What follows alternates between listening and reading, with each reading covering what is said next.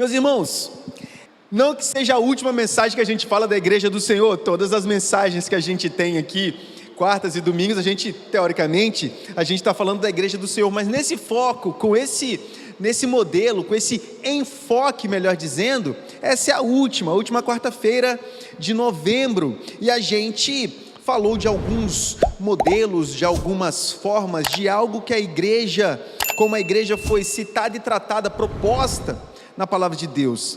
Eu lembro aos irmãos que nós dissemos aqui, fizemos um apanhado de Gênesis até Apocalipse, falando que a reunião dos santos, a comunhão dos santos, estar reunido, estar juntos, isso é projeto de Deus desde Gênesis. Em Gênesis nós já tivemos um culto, logo depois da queda tivemos um culto, não terminou muito bem, você vai me dizer, esse culto. De fato, teve um assassinato ali, no final do amém, ali depois da bênção, teve um assassinato, mas nós já temos ali um culto sendo apresentado, e durante toda a Bíblia a igreja se reunia, as pessoas faziam sacrifícios, as pessoas construíam altares, depois tinha o tabernáculo, o templo, sinagogas e igrejas. E nós dissemos que até Apocalipse foi escrito para 7 igrejas específicas. Então o tema igreja é um tema que envolve toda a palavra de Deus. O tema reunião dos santos é um tema que envolve toda a palavra de Deus. Quando a gente lê uma carta de Paulo aos Romanos, carta aos Filipenses, carta aos Hebreus, nós não estamos lendo um documento que era apresentado na rua, nas praças, ou num púlpito que existia num local qualquer. Não, existia um grupo de pessoas que se reuniam no local adequado para receber aquela quantidade de gente, para participar da comunhão dos santos. Então a igreja, ela se reunia no local específico, principalmente depois de Atos 15, quando houve de fato um rompimento entre simplesmente ser uma seita judaica e passar a ser o cristianismo começando a dar os primeiros passos. Hoje, a gente precisa caminhar, e hoje a gente vai tratar de como Deus tratou, nós vamos cuidar de como Deus tratou algumas igrejas, mas de forma específica. Os irmãos sabem que a carta joanina, chamada de Apocalipse, é uma carta que, nos seus primeiros capítulos, ela trata para 7 igrejas, cita 7 igrejas. A gente vai hoje ler sobre 3 delas. Nós vamos ter uma leitura bíblica um pouco diferente, eu peço para que você tenha paciência, que nós vamos ter uma leitura que ela vai precisar ser salpicada, mas nós vamos ver os conselhos para a igreja que o Senhor quis dar, registrados no livro, na carta, que nós damos o nome de Apocalipse. Então você abre Apocalipse capítulo 2, deixa o seu texto aberto, por favor, e nós vamos aos poucos caminhar por 3 igrejas citadas aqui, são 4 igrejas citadas nesse capítulo, tá bom? Nós vamos ler sobre 3 dessas igrejas em Apocalipse no capítulo 2, mas primeiro, eu preciso te ajudar a nortear, relembrar aquilo que eu tenho certeza que você já sabe, você já leu, você já estudou, você já teve acesso a alguma literatura, algum conteúdo que te explicou, mas nunca é bom relembrar que Apocalipse não é um estilo literário inventado por João. Esse estilo literário, essa forma de narrar, ela já existia desde o período interbíblico. Já havia cerca de 300 anos que essa forma de narrar uma história, ela acontecia. E sempre que tiver um apocalipse, sempre que tiver esse tipo de mensagem, você vai perceber nas leituras, se você tiver a oportunidade de ler alguns outros apocalipses, algumas outras literaturas como essa, você vai perceber que nós temos algumas características. As mais importantes, eu diria, seria a libertação de Israel de maneira poderosa pelas mãos do Senhor, o que pode ser chamado de uma hecatombe, e símbolos que são usados para descrever aquilo que está sendo narrado. Então, quando a gente lança o olhar sobre esse texto, a gente precisa entender que João não escreveu um enigma, muito menos uma charada. as 7 igrejas citadas nos capítulos 1, 2 e 3, as 7 igrejas compreenderam o que João quis dizer. Então, quando nós lançarmos o olhar sobre o texto, nós precisamos ter em mente que esse texto é um texto que foi escrito para 7 igrejas que entenderam a mensagem que foi descrita aqui. Então é um cuidado que nós temos que ter para que nós não tenhamos ideias mirabolantes sobre um texto que foi escrito e compreendido há 2000 anos. Certo que fala de futuro? Certo, basta ver o capítulo 20 e 21. Novos céus e nova terra, isso é futuro. E existe uma forma de dividir esse texto. Esse texto pode ser dividido em 3 blocos distintos e que são unidos. O primeiro bloco, a carta às 7 igrejas, capítulos 1, 2 e 3. Do capítulo 4 até o capítulo 20, nós temos aquilo que chama-se a visão do profeta João, onde ele teve uma visão. Então esse bloco é uma visão. E os 2 últimos capítulos, nós temos novos céus e nova terra, que é a revelação final, aquilo que nós viveremos, e o Senhor enxugará dos nossos olhos toda lágrima. Hoje, nós não vamos nos aprofundar no miolo de Apocalipse, desse capítulo 4 até o capítulo 20, e também nós não falaremos sobre novos céus e nova terra, nesse local maravilhoso que nós esperamos, nessa cidade quadrangular de 2.000 quilômetros quadrados que Jesus Cristo manda desenhar, que João desenha aqui nesse documento. Mas nós precisamos entender que João escolheu essa forma de literatura para poder narrar o texto, que nós precisamos respeitar essa forma de literatura.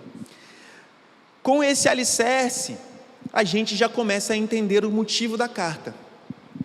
E eu te peço então, para abrir o capítulo 2 de Apocalipse, e acompanhar comigo primeiramente, os 7 primeiros versos. Primeiramente nós vamos ler os 7 primeiros versos.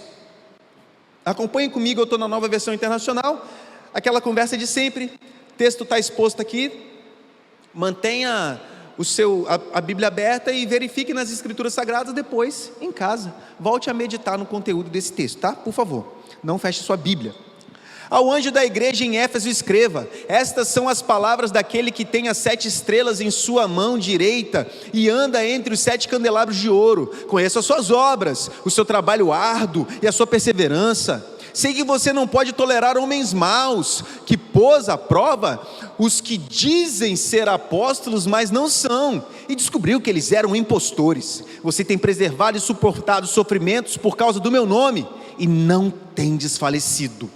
Contra você, porém, eu tenho isto: você abandonou o seu primeiro amor. Lembre-se de onde caiu, arrependa-se e pratique as obras que praticava no princípio. Se não se arrepender, virei a você e tirarei o seu candelabro do seu lugar. Mas há uma coisa a seu favor: você odeia as práticas dos nicolaítas, como eu também as odeio. Aquele que tem ouvidos, ouça o que o Espírito diz às igrejas. Ao vencedor darei o direito de comer da árvore da vida que está no paraíso de Deus. Então o primeiro ponto que eu quero tratar com os irmãos é Éfeso. Volte ao primeiro amor. Éfeso é citado pela última vez na Bíblia, de tantas outras vezes que a carta, que essa igreja, que esse local é citado na palavra do Senhor no Novo Testamento. É abundante esse texto no Novo Testamento. E se você acompanhar bem, você vai entender que a palavra de Deus começa fazendo um grande elogio a essa comunidade chamada igreja em Éfeso. Os irmãos precisam entender o seguinte: todas essas 7 igrejas, elas estavam onde hoje é a parte da Ásia, asiática, da Turquia. Fazia quase que um círculo, era uma vizinha da outra, uma cidade vizinha da outra. Fazia quase um círculo, não é um círculo certinho, mas são igrejas que estavam muito próximas. Talvez no final da sua Bíblia tenha um mapa, procure Ásia Menor, que hoje é Turquia, e você vai perceber que é no cantinho da Turquia, logo muito próximo ao mar Mediterrâneo.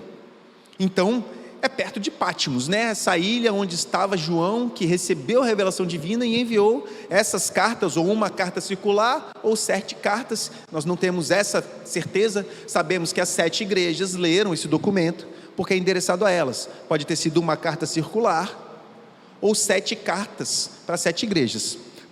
Uma carta circular é mais barato, então é mais provável que tenha sido uma carta que circulou nessas 7 igrejas, entendendo o valor altíssimo de um documento, de uma carta na época de João, tá bom? Era um documento muito caro, era algo muito caro. Então, talvez uma carta circular, e essa carta foi endereçada a Éfeso em primeiro lugar. E Éfeso, ela tem sido elogiada por preservar a ortodoxia, preservar a doutrina. Nós começamos o texto com Deus elogiando a igreja que não tolera a maldade, uma igreja que se posiciona contrária à maldade. Isso é bom e justo perante Deus. Isso ensina a Igreja Batista em Araçás a também se comportar assim, de pé, confrontando a maldade, não tolerando a maldade. Eu gosto de uma frase que não é minha, mas eu não sei quem é o autor, mas eu vou dizer aqui que não é minha. A frase diz o seguinte: eu não posso tolerar uma injustiça, mesmo que ela me defenda. E aqui está talvez um grande problema que nós temos vivido ultimamente, mundo afora, nesse momento bipolar que nós temos vivido. Quando uma injustiça atinge alguém que eu não gosto, eu comemoro, e quando uma injustiça me defende, eu comemoro. Eu não posso comemorar injustiças, mas eu tenho que amar a justiça. Quando a justiça não pune alguém que eu não gosto, mas foi feita justiça, glórias a Deus pela justiça. Mas quando a justiça me pune e eu mereço ser punido, glórias a Deus pela justiça. Só que o jeitinho brasileiro não permite isso. E eu quero te dizer, meu irmão, o jeitinho brasileiro é pecado. Nós erramos, pecamos, nos afastamos da presença do Senhor quando damos um jeitinho para que aquilo que é errado pareça menos errado, ou pelo menos seja errado escondido. O jeitinho brasileiro é contrário à justiça. E aqui está o primeiro elogio que Deus faz a essa igreja. Essa igreja odeia a maldade, ela não tolera a maldade, ela defende o nome de Jesus, mas ela se afastou do primeiro amor. E deixa eu falar com o irmão aqui e com a irmã. O primeiro amor, ao contrário do que se diz em muitos meios aí populares, não é a conversão. Porque quando eu converti eu estava no primeiro amor, tinha aquela vontade, aquela saudade, aquela paixão. Não, a palavra de Deus não diz que o primeiro amor é a sua conversão. O primeiro amor é Jesus, e amor ali está maiúsculo. Voltar ao primeiro amor é voltar a Jesus. E sabe qual que é o problema de Éfeso? Fazia tudo isso, odiava a maldade, defendia a doutrina, sem Jesus. Parece difícil, né? Basta você ser somente religioso, é mais fácil do que você imagina. Vir na igreja, sentar nos bancos, cantar, ouvir a mensagem, sem uma vida de devoção e santificação, não é nada. Eu já dei esse exemplo aqui uma vez, mas o pastor Flávio não estava na igreja no dia. Tem um personagem na Bíblia que é um exímio conhecedor da Bíblia, perfeito conhecedor, conhece a Bíblia e já foi demonstrado nas páginas da Bíblia ser um perfeito conhecedor, tem intimidade com Deus, de ser próximo mesmo, de estar ali, em frente a Deus, conhece Pai, Filho e Espírito Santo como poucos, ouve a voz de Deus pronunciada. Mas Satanás não está salvo e nem será. O inimigo de nossas almas conhece muito bem a Bíblia, conhece a doutrina dos batistas, conhece Deus assim, de perto do trono. Lembra do texto de Jó? Disputou Bíblia com Jesus. Não significa que ele está salvo. Éfeso estava se tornando Satanás. Éfeso estava caminhando para ser inimiga de Deus, conhecendo a palavra de Deus, conhecendo o Senhor e conhecendo Jesus. Aqui fica o apelo do nosso Senhor para nós como igreja. Tudo que nós fazemos é louvável, mas salvação é só em Jesus. Nós demonstramos que somos salvos com devoção, vida de piedade e santificação. Talvez alguns de nós precisamos voltar a Deus.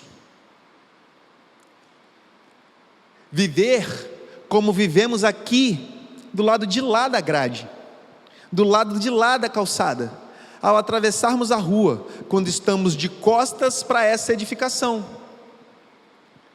Devemos viver como vivemos aqui, em nossos lares, em nosso trabalho, em nossas escolas, no nosso bairro.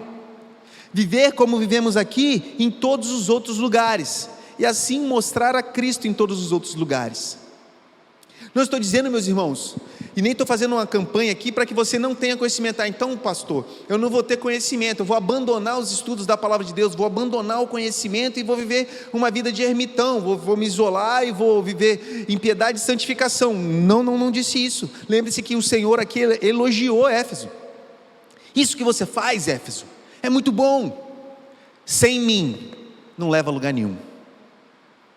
E aqui está o primeiro convite à Igreja Batista em Araçás: aprender com Éfeso, voltar a Jesus. Vou te convidar agora a ler mais um pouco. Nós vamos agora ver o que João mandou, o que Deus pediu para João enviar para Esmirna. Então nós vamos agora do 8 ao 11. Acompanhe comigo então, do verso 8 ao verso 11. E a palavra de Deus diz bem assim, Ao anjo da igreja em Esmirna escreva: estas são as palavras daquele que é o primeiro e o último, que morreu e tornou a viver. Conheço as suas aflições e a sua pobreza, mas você é rico. Conheço a blasfêmia dos que se dizem judeus, mas não são, sendo antes sinagoga de Satanás. Não tenha medo do que você está prestes a sofrer.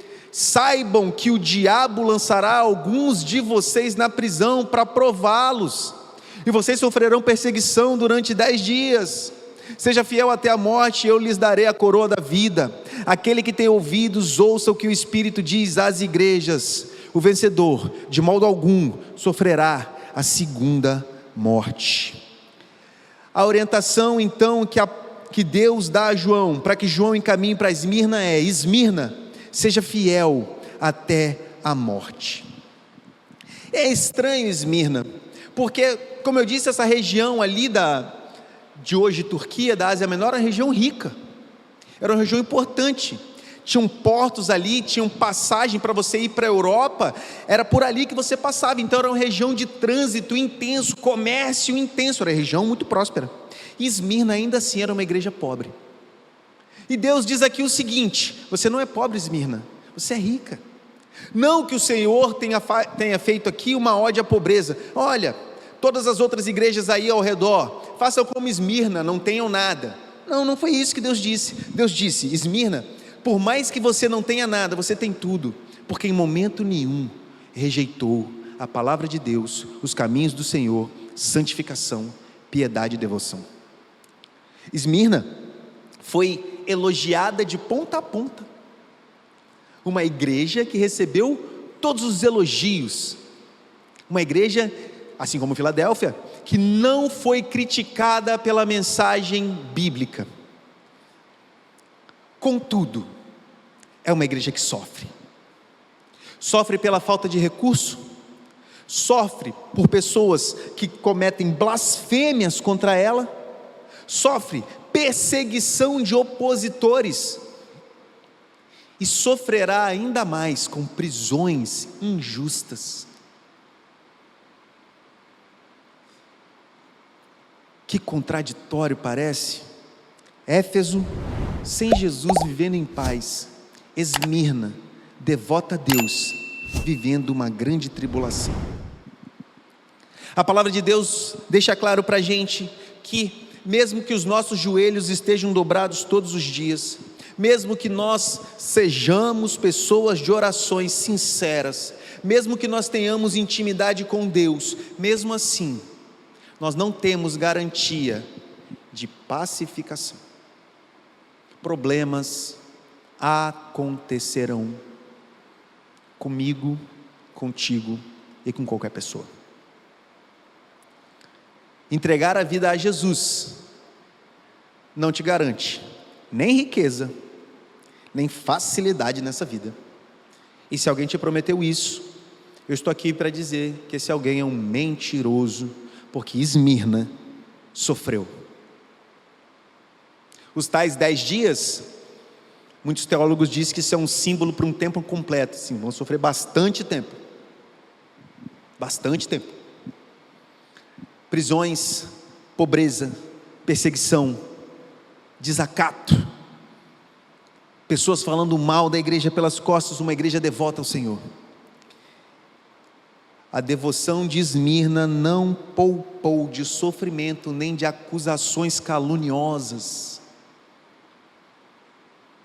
Meu irmão, isso já aconteceu com você? Eu quero te dizer que Deus não te abandonou nisso. Não é porque Deus estava longe de você que isso aconteceu. É porque o nosso exemplo é Cristo. Aconteceu com Ele também. Meus irmãos, um dia isso tudo vai passar. Eu garanto. Eu acredito na palavra de Deus. Não faz sentido eu subir aqui no púlpito se eu não cresce que isso aqui é palavra de Deus. Não faz sentido eu preparar aqui um documento que a gente chama de homilia, apresentar para vocês. Não estou ganhando nada com isso, meus irmãos. Jesus Cristo vai voltar. Esse sofrimento vai passar. E a coroa da vitória será dada. Só que as pessoas prometem para a gente a coroa do rei. Se você vencer, você vai ter uma coroa, porque filho de rei é príncipe. Não vamos confundir as coroas. Deus nos promete uma coroa de vitória, a coroa de louros, não a coroa do rei. Essa tem dono. Mas Deus te promete uma coroa de vitória. Aquela que Paulo disse, 2 Timóteo no capítulo 4, ele fala: a mim será dada a coroa da justiça, que o Senhor, o justo juiz, dará não só a mim, mas a todos que amam a sua vinda. A nossa caminhada é árdua, meus irmãos. Às vezes é debaixo de sol, às vezes é sem um calçado, às vezes é com fome, nudez, perigo ou espada. Mas quem nos separará do amor de Deus que está em Cristo Jesus? Será que eu consigo falar como Paulo disse? Já vivi com comida, já vivi sem comida. Já tive que vestir, já nem tive que vestir. Já sei que é passar calor, sei que é passar frio, sei o que é ter onde dormir, sei o que não é ter onde dormir. Mas sabe por que eu consigo fazer isso tudo? Porque é o Senhor quem me fortalece. Nós, igreja, nós precisamos ter em mente que adorar ao Senhor nem sempre vem com facilidades. Às vezes vem juntinho com uma grandíssima dificuldade. Às vezes você está enfrentando um grande problema e você pergunta: Deus, onde o Senhor está? O Senhor te responde aqui como responde a Esmirna: seja fiel até a morte, e eu vou te dar uma coroa de vitória. Nosso Deus é galardoador daqueles que o amam. Nosso Deus tem a mão estendida para salvar. Mas assim como Jesus sofreu, é muito provável que pelo menos em algum momento nós soframos também. Esmirna ou Ibara, seja fiel até a morte, Igreja Batista em Araçás. Seja fiel mesmo nos momentos ruins, seja fiel mesmo que você não sinta nada. Seja fiel até a morte, seja fiel a Jesus Cristo. Será que nós estamos preocupados se tudo vai bem, com aquelas igrejas onde tudo vai mal? Vocês têm acompanhado o noticiário das missões? Têm acompanhado a Nigéria? Têm acompanhado o que tem acontecido no Sudão? Muitos cristãos sendo fuzilados pelo simples fato de adorarem ao Senhor nosso Deus. Grupos terroristas islâmicos têm disparado fuzis, metralhadoras, armas de fogo contra cristãos piedosos em momento de oração. Cristãos têm sangrado até a morte, meninas têm sido sequestradas, mulheres têm sido violentadas, homens têm sido esquartejados, tanto na Nigéria quanto no Sudão, pelo simples fato de orarem a Jesus. Você lembra da Esmirna? Você tem lembrado da igreja que sofre? Ou está muito longe para você sentir o cheiro do sangue do seu irmão que caiu no chão? Será que está tão distante assim a ponto de não me incomodar? Epa, nós dissemos aqui, nós falamos, somos corpo, nós já cantamos aqui, somos corpo e assim bem ajustado, totalmente ligado, unidos, vivendo em amor, uma família. Ei, nós somos corpo aonde? Só aqui? Ou nós somos corpo com a igreja de Cristo espalhado por toda a terra? Meus irmãos, se você der uma topada com o seu dedo mindinho, o seu corpo inteiro entende a dor. Se uma igreja está sofrendo lá na África subsaariana, e nós não estamos sentindo dor, tem algo errado, é com a gente, não é com eles não. O que será que está errado comigo, que eu olho para Esmirna, sendo fiel até a morte, literalmente morte, e não sofro, e não ligo, e não dobro meus joelhos pedindo para que o Senhor tenha misericórdia da igreja e dos algozes? Fica a nossa reflexão com essa igreja que sofre.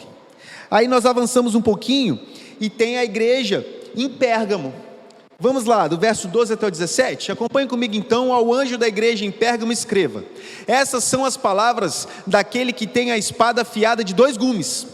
Sei onde você vive, onde está o trono de Satanás, contudo você permanece fiel ao meu nome, e não renunciou a sua fé em mim, nem mesmo quando Antipas, minha fiel testemunha, foi morto na cidade onde Satanás habita.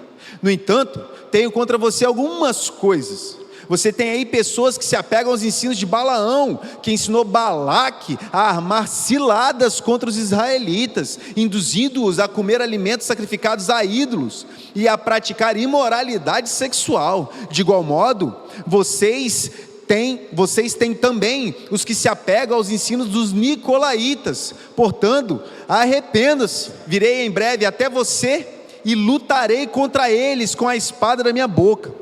Aquele que tem ouvidos, ouça o que o Espírito diz às igrejas. Ao vencedor darei do maná escondido, também lhe darei uma pedra branca, com um novo nome nela inscrito, conhecido apenas por aquele que a recebe. Meus irmãos, vocês sabem que meu nome é Cisso, e essa é uma das melhores promessas que Deus tem para mim na eternidade, trocar o meu nome. É muito ruim ter um nome que ninguém sabe. Como é que escreve? É Cícero, veio de onde? Tem 45 anos, meus irmãos, que eu explico o meu nome. É Cícero, mas não é Cícero. Ué, como é que eu vou confundir meu nome? É Cícero, mas não é Cícero não? Ué, a pessoa pergunta meu nome, como é que é seu nome? Cícero, não é Cícero não? Ué, meu Deus do céu, será que eu estou errado? Deixa eu ver meu documento. Aí eu pego meu documento, não, eu estava errado esses anos inteiros, meu nome é Cícero. Não, é Cisso, e Deus vai mudar meu nome. Isso é muito bom. Estou esperando esse dia. Mas hoje nós vamos falar de Pérgamo. Afaste-se de Balaão. Os irmãos lembram da história de Balaão? Balaão foi um profeta contratado para amaldiçoar Israel. Olha que absurdo. Não conseguiu? Deus usou uma mula para convencer Balaão de que Deus estava chateado com ele. Tinha um anjo prontinho para matar Balaão, e uma mula passou raspando a perna de Balaão, assim. Balaão desceu e discutiu com a mula. Imagina, é uma cena pitoresca, para dizer o mínimo. De qualquer modo, Pérgamo é a igreja que ao mesmo tempo defende a sã doutrina e dá espaço para falsos profetas. Uma igreja que defende aquilo que nós chamamos de doutrina dos batistas e dá espaço para pessoas que defendem práticas estranhas ao evangelho. Pérgamo é uma igreja que pratica a religião cristã com a religiosidade estranha. Pérgamo, afaste-se de Balaão. O que você tem escutado na internet, meus irmãos?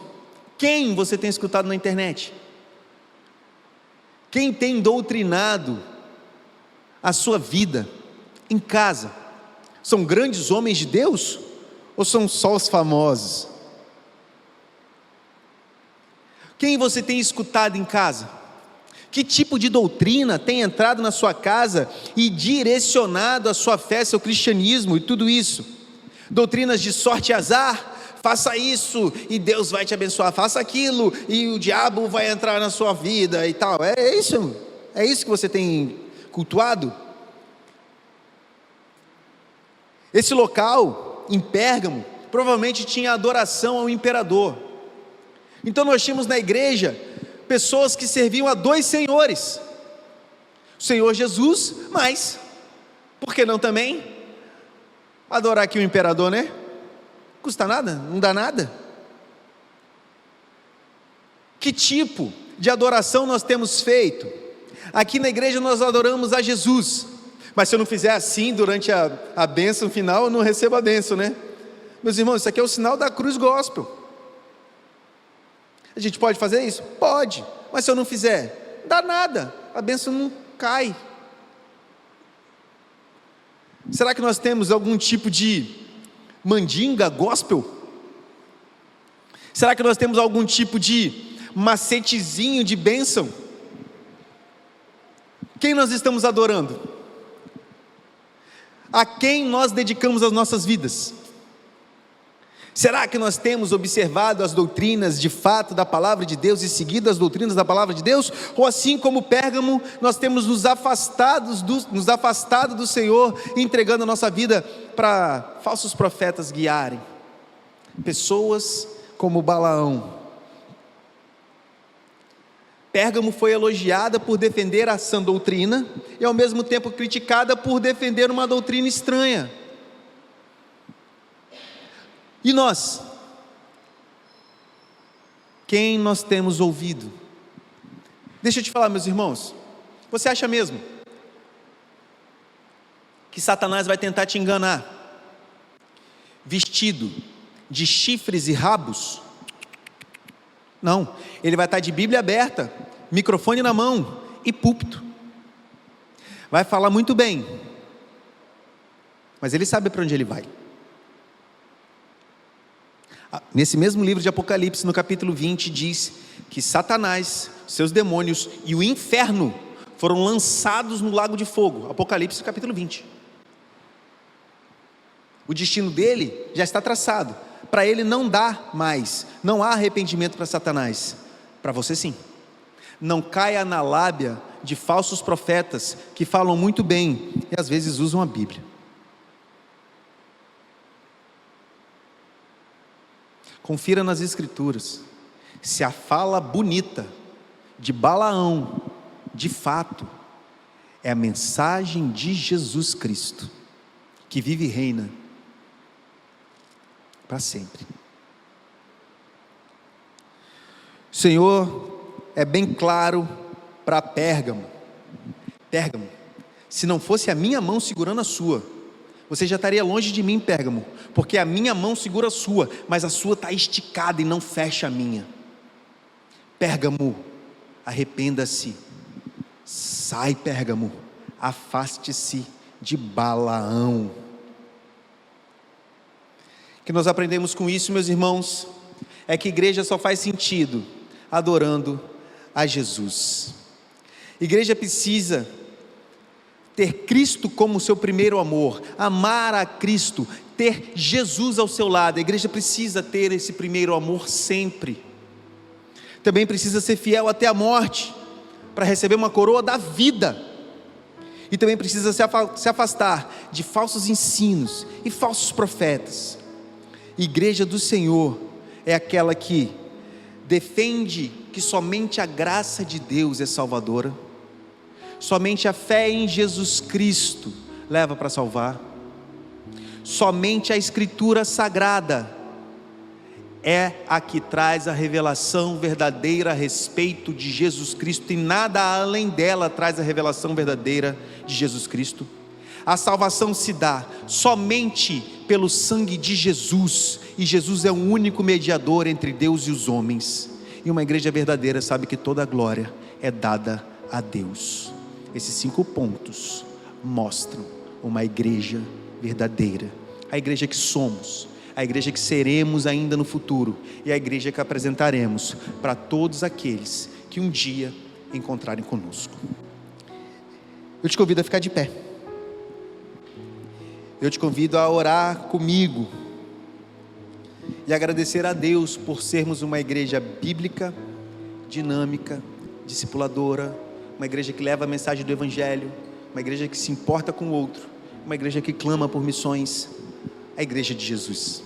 Senhor, muito obrigado, Pai, porque o Senhor é misericordioso e nos dá paz. Obrigado, Senhor, porque o Senhor tem misericórdia de nós, Pai. Obrigado porque o Senhor nos alerta. Obrigado porque o Senhor nos direciona. Obrigado, Pai, porque o Senhor nos ama. Nós também chamamos, Senhor, e nós adoramos te servir. Muito obrigado, Pai, por ter nos convencido de pecado, justiça e juízo, e guiamos-nos, Pai, para que a gente continue trilhando o caminho da sua santa luz. Que a graça soberana de Jesus, o amor do Pai e as doces e sublimes consolações do Espírito de Deus esteja com toda a igreja espalhada pela face da terra, não só hoje, mas para todo sempre. Amém. Antes ainda, meus irmãos, dezembro nós temos ainda a série, meus irmãos, em dezembro, uma série que vai falar do entorno de Jesus. A série chama Em Torno de Jesus. Nós vamos falar de Jesus, evidentemente, mas teve tanta gente que estava perto dele, tanta gente boa, que é pouco citada na Bíblia, tanta gente importante que esteve perto de Jesus. Bendito seja Deus. Vão ser nossas quartas de dezembro, para a glória do nosso Senhor. Amém.